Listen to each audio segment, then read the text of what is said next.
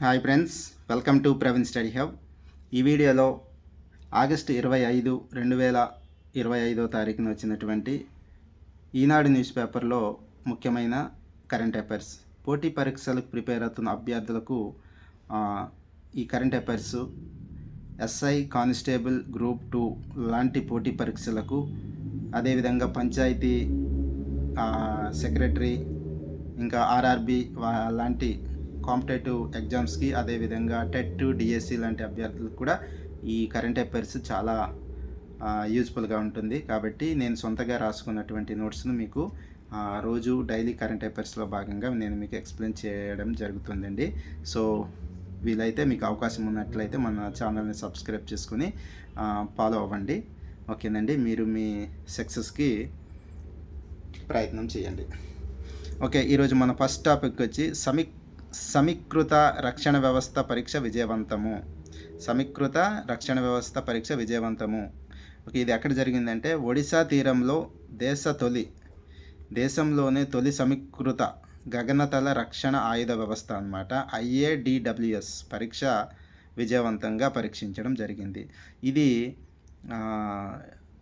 శత్రువుల యొక్క క్షిపణులను, యుద్ధ విమానాలను, డ్రోన్ల నుండి రక్షణ కల్పించే బహుళ అంచెల గగనతల రక్షణ వ్యవస్థ. ఓకేనా, అయితే దీన్ని బహుళ అంచెల గగనతల రక్షణ వ్యవస్థ అని ఎందుకంటారంటే IADWS, అదేవిధంగా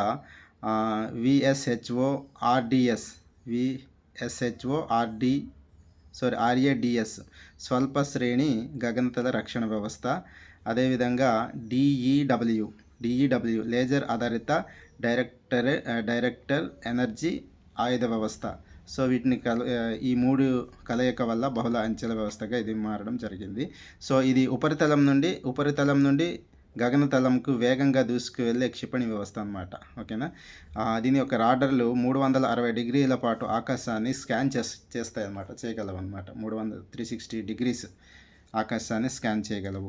ఓకేనండి, నెక్స్ట్ అదేవిధంగా అదే సందర్భంలో సుదర్శన చక్ర అనే పేరుతోని గగనతల రక్షణ వ్యవస్థను అభివృద్ధి చేయబోతున్నాము అని చెప్పి మన నరేంద్ర మోడీ గారు ప్రకటన ఇవ్వడం జరిగింది.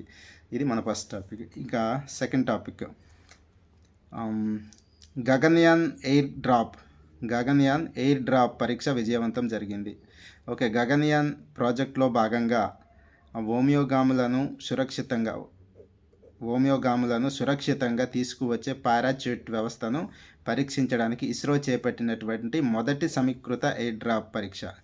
ఓకేనా, ఎవరైతే మన స్పేస్కి వెళ్తారో గగనయాన్ ప్రాజెక్ట్లో భాగంగా అలాంటి వ్యోమగాములను సురక్షితంగా తీసుకురావడానికి పారాచ్యూట్లు అవసరం కదా, పారాచ్యూట్ వ్యవస్థను పరీక్షించడానికి ఇస్రో చేపట్టిన మొదటి సమీకృత ఎయిర్ డ్రాప్ విజయవంతంగా అయింది. ఇది ఎక్కడి నుంచి అంటే శ్రీహరికోటలోని సార్ నుండి సుమారుగా 5 టన్నుల డమ్మీ క్రూ మాడ్యూల్, డమ్మీ అన్నమాట, డమ్మీ క్రూ మాడ్యూల్ను చినూక్ హెలికాప్టర్ ద్వారా గగనతలంలోనికి ప్రవేశపెట్టారన్నమాట. సో ఇది మనకు సెకండ్ టాపిక్. నెక్స్ట్, సిద్ధమవుతున్న అస్త్రం యాప్ విజయవాడలోని ట్రాఫిక్ కష్టాలను తగ్గించేందుకు AI ఆధారిత యాప్ అస్త్రం, దీన్ని త్వరలోనే ప్రారంభించబోతున్నట్టు డీజీపీ హరీష్ కుమార్ గుప్తా గారు ప్రకటించారు. మనకు ఆంధ్రప్రదేశ్ డీజీపీగా హరీష్ కుమార్ గుప్తా గారు విధులు నిర్వహిస్తున్నారు. నెక్స్ట్, ఇంకో ఇంపార్టెంట్ టాపిక్ వచ్చిందండి. దేశ రక్షణకు ఉదయగిరిలు వస్తున్నాయి. నీలగిరి శ్రేణి నౌకలు అన్నమాట ఇవి. రేపు అనగా 26వ తారీఖున జాతికి అంకితం చేయబోతున్నారు. INS హిమగిరి, INS ఉదయగిరి. ఓకేనా, INS హిమగిరి, INS ఉదయగిరి. ఓకే, ఆగస్టు 26, 2025న మనకు తూర్పు నౌకాదళ ప్రధాన ముఖ్య కేంద్రమైన విశాఖపట్నంలోని డాకియార్డ్లోని వీటిని జాతికి అంకితం చేసేటువంటి కార్యక్రమాలు చేయబోతున్నారు. నెక్స్ట్, ఎకనామిక్స్ సంబంధించి ప్రపంచంలో 6వ అతిపెద్ద వస్త్ర ఎగుమతిదారుగా భారత్ ఉంది.